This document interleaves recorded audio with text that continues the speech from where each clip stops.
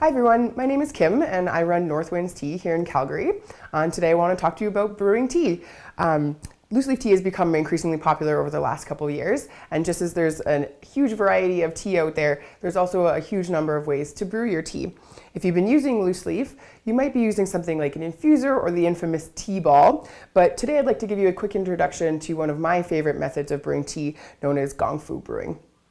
Gongfu brewing has been used in parts of China for hundreds of years, but it was really only popularized in Taiwan several decades ago.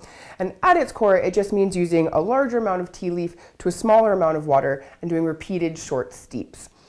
These shorter steeps help bring out the complex flavors that are in your tea leaves while avoiding some of the bitterness that can come with longer steeping.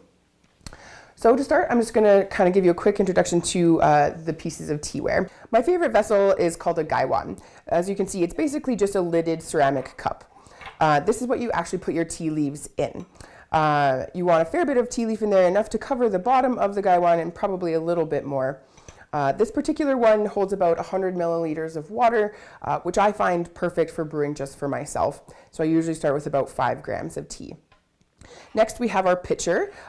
This is also called a fair cup, chahai, gongdaobei, a number of different things. But the purpose is basically just to have a vessel that will hold as much liquid as the gaiwan. So when the tea is done steeping in here, you can completely pour it out into the pitcher and it will stop steeping.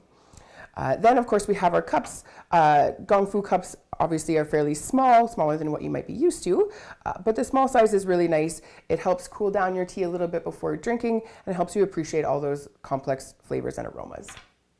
All right, so let's steep some tea. Today I'm going to be brewing up this lovely Forever Spring Taiwanese oolong. You can see lovely little green ball rolled oolong there.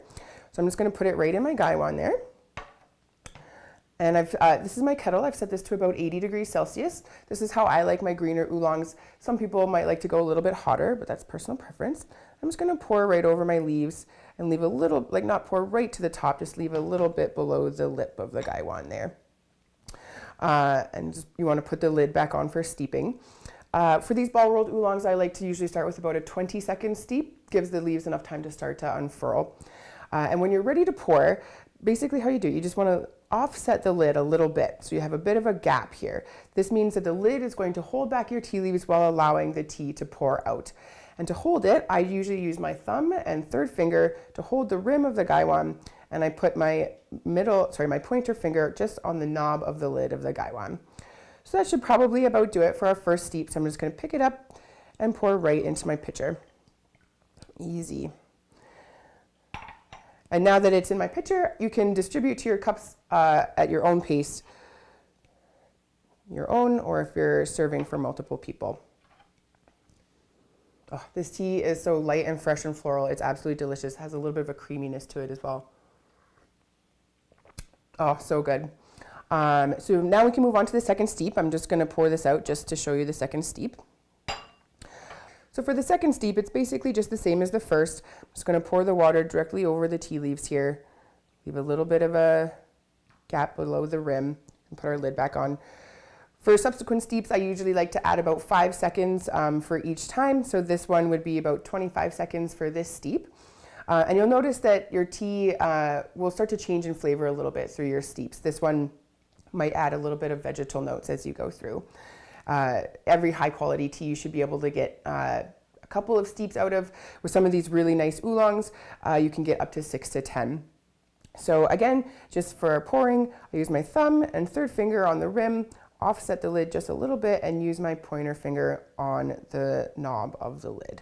Pick it up, and we can just pour directly into our pitcher. And then from the pitcher, we can distribute into our cup or cups. And that's it. So keep in mind that one of the best things about Gongfu brewing is that it's not written in stone. So play around, experiment. Change up how much leaf you use, your water temperature, or how long you steep. It's all about finding what makes the tea that tastes best to you. And that's what's really fun about it. Also, I'm just going to wrap up with a little fun fact. You may have never heard of Gongfu brewing before, but I bet you are more familiar with the term Gongfu than you realize. It's actually just a different translation of the word Kung Fu. Both just mean with great skill. So whether you're practicing your martial arts or your tea brewing, I hope you'll use your new skills to make the most of it. Thanks for watching.